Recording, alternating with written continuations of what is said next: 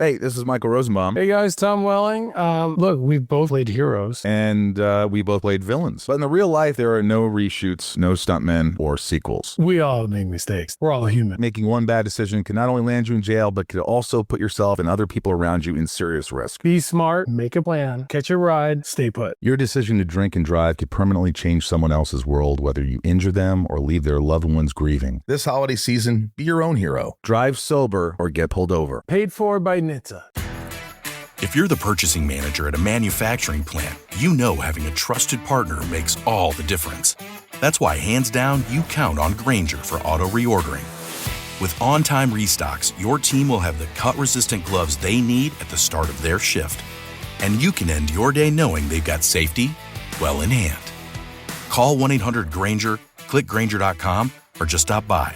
Grainger, for the ones who get it done.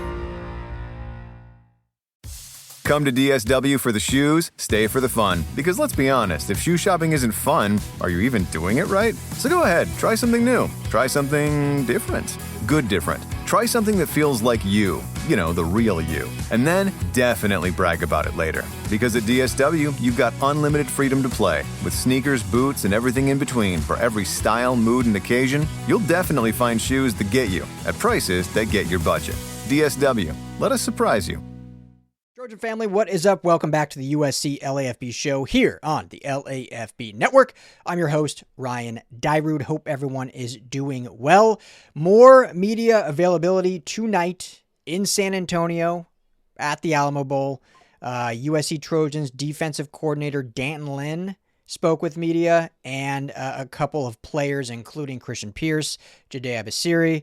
And just wanted to get on here and talk about Coach Lynn and what we can surmise kind of from that availability. So for those that did not see it, I'll drop a link. One of our friends over at some of my other colleagues have posted videos. So I'll go ahead and link to theirs if you want to watch just his full interview. Obviously, I'm not there, but essentially, when asked, first he was asked, I believe, by Mark Colkin over at On3 and Locked On USC.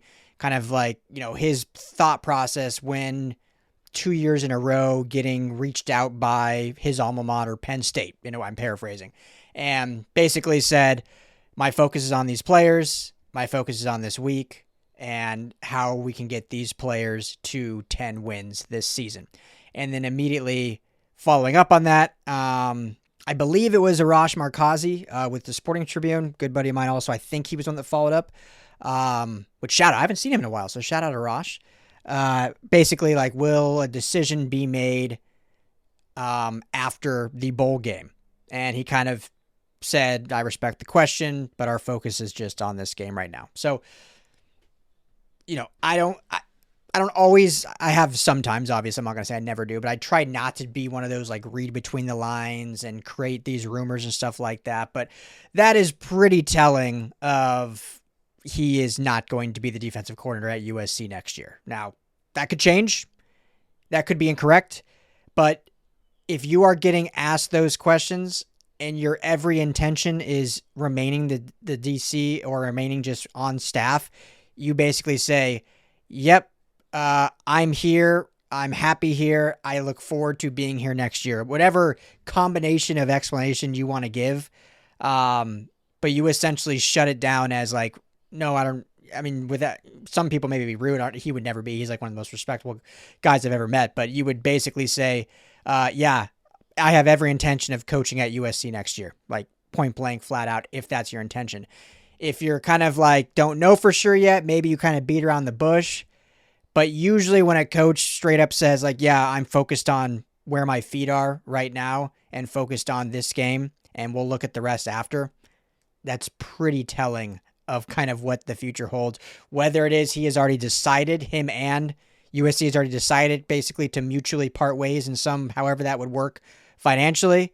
Or, either way, I think it essentially shows that this will be his last game as the defensive coordinator for USC. So things could change, but that is how I would take that. And not really a surprise. I think that's kind of been the way we've all been thinking now since this news started picking up steam, once it came out that Penn State had reached out and was interested, and at the very first, touch was probably like, oh, I don't think it'll happen. And then kind of as a couple days went by, and then Pete Kwiatkowski gets fired by Texas, and then it's like, okay, maybe this has some real legs to it and is really something that will go down. So we'll see. Like I've said, I think many times, that I think this will be done. A decision will be made before New Year's. So this game obviously is Tuesday the 30th.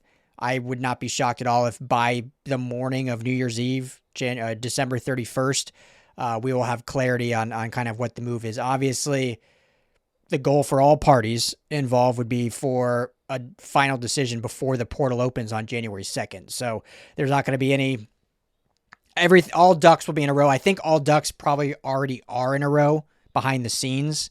Again, whether that's Dan Lynn will be back and will be retained, or whether that's he will not, I think that's probably already been decided. And we're at a now just kind of, formality, kind of going through the motions, if you will. And I don't mean that in a bad way. Obviously, they're doing their job and doing it at a high level to try to win this game. And I think there is some real importance to winning this TCU game. So, but yeah, I think a lot of us has felt this way for a while, but just those kind of comments were definitely like, okay, this is probably his last game as the defensive coordinator for USC. And, again, I don't want to go down the line of talking about the past and whatever until it actually does happen, but I just will say in regards to this specific press conference, Dan Lynn has always been one of the most respectful coaches, I think, around when it comes to like discussing with the media. He's very even keel, level-headed, but he's not really going to give you much. Like any question you ask, it's going to be a very kind of roundabout answer, respectfully.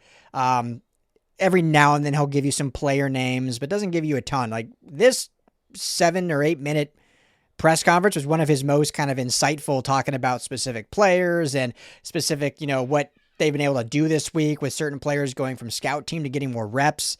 So it was unfortunate to be like, oh man, if this is the last time we'll really hear from him. It happened to be kind of his most insightful, if you will, speaking about specific players. And that's what makes these jobs and decisions so hard, right?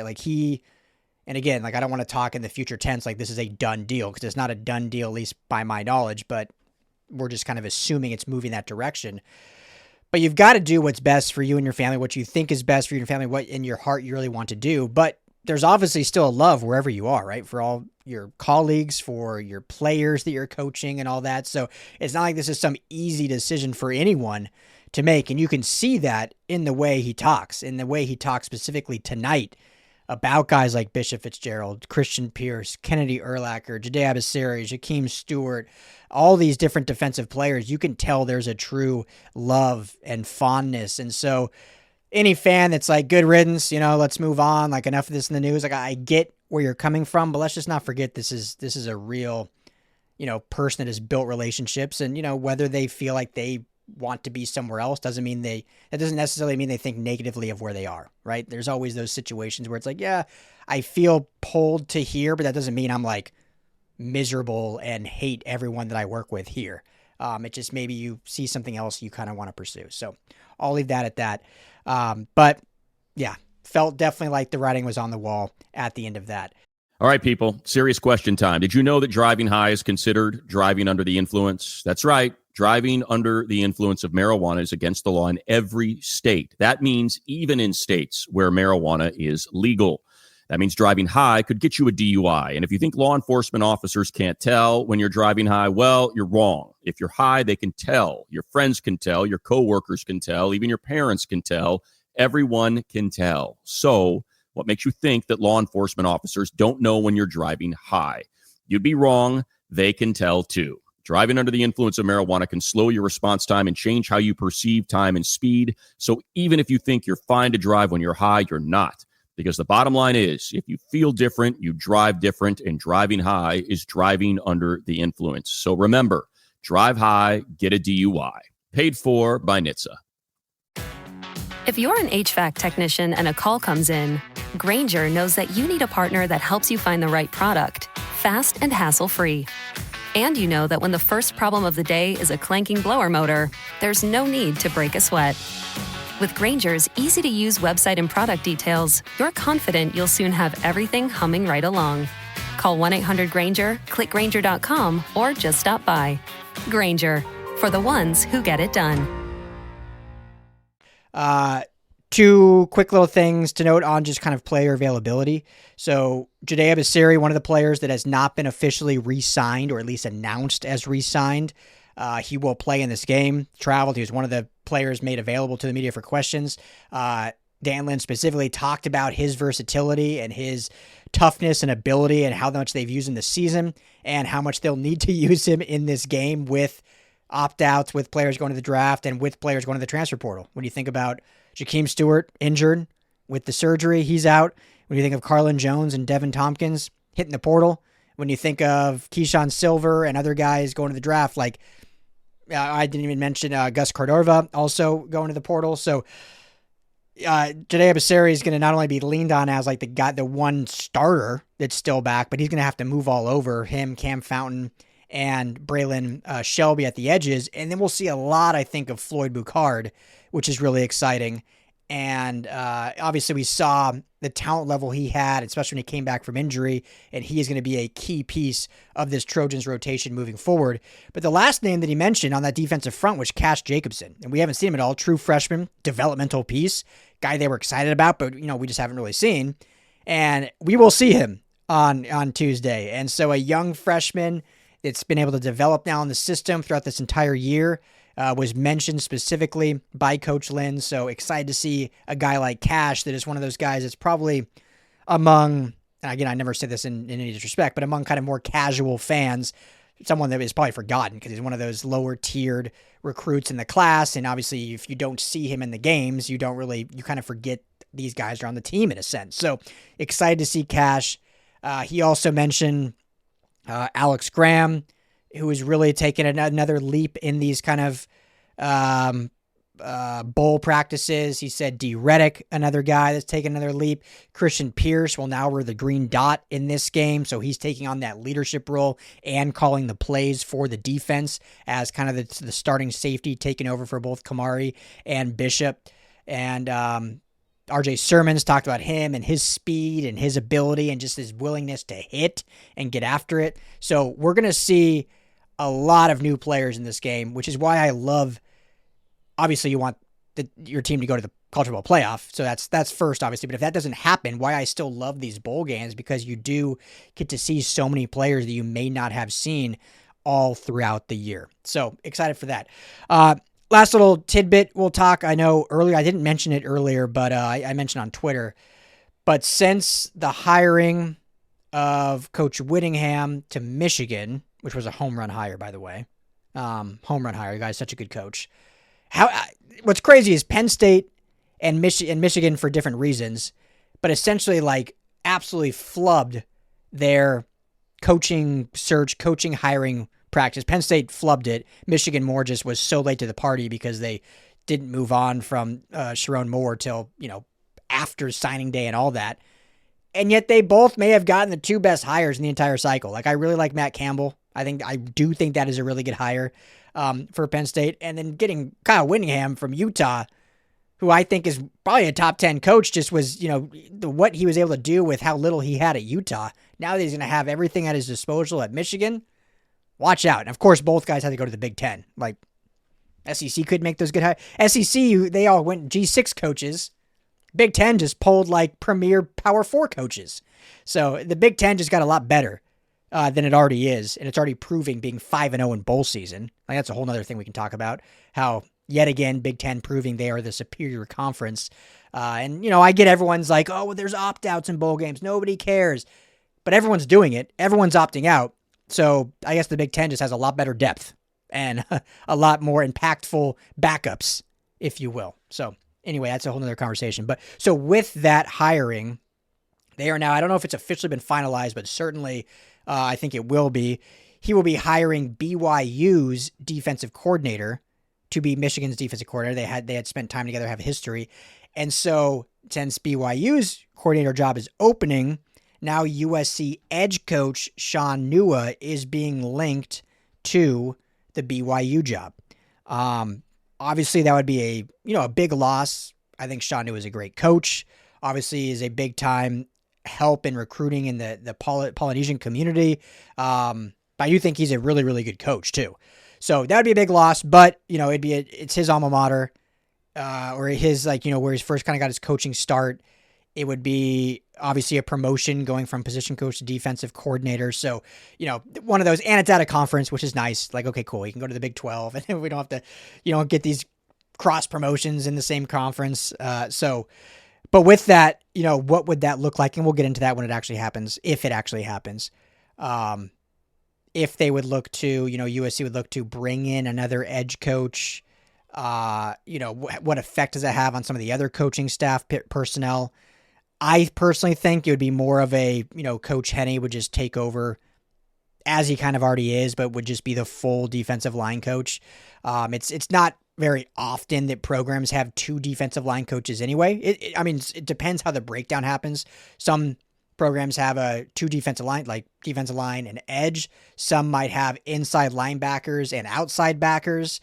So there are certain breakdowns they do, but it's not like a must-have.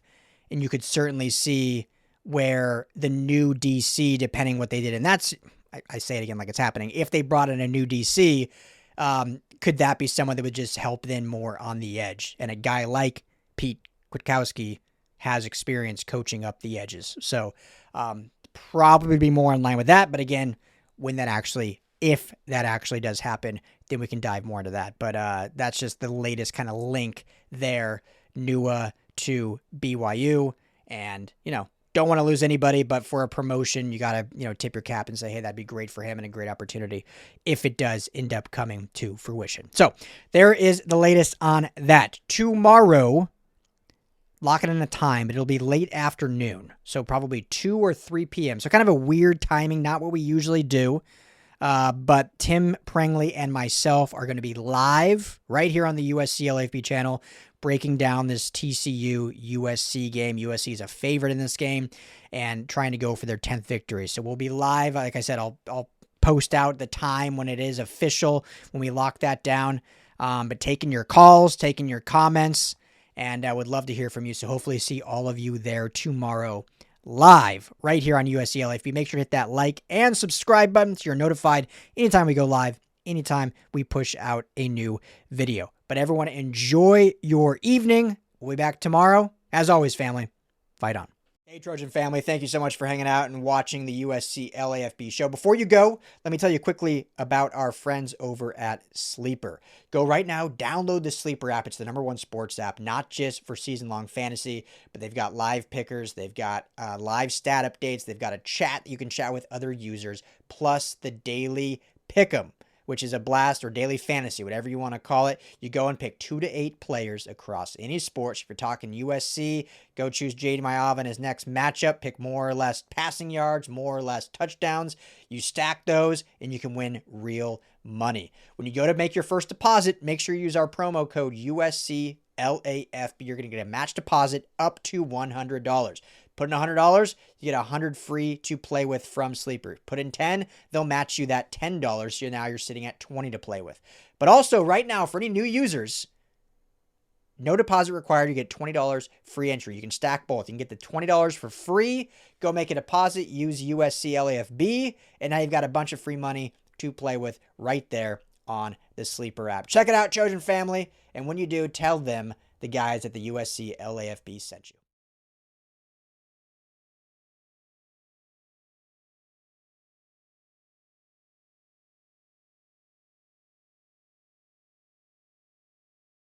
Hi, I'm Andy Staples from Andy and Ari on 3, and another 5-star quarterback just entered the transfer portal.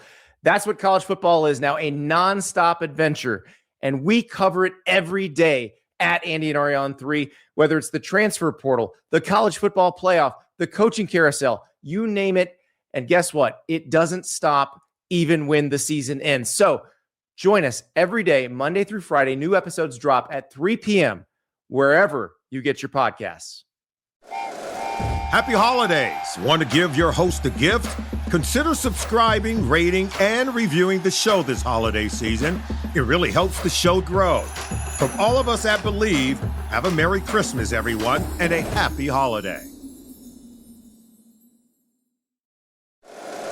If you like the show, please take a moment to rate, review, and subscribe. It really does help the show to grow. Thank you for listening.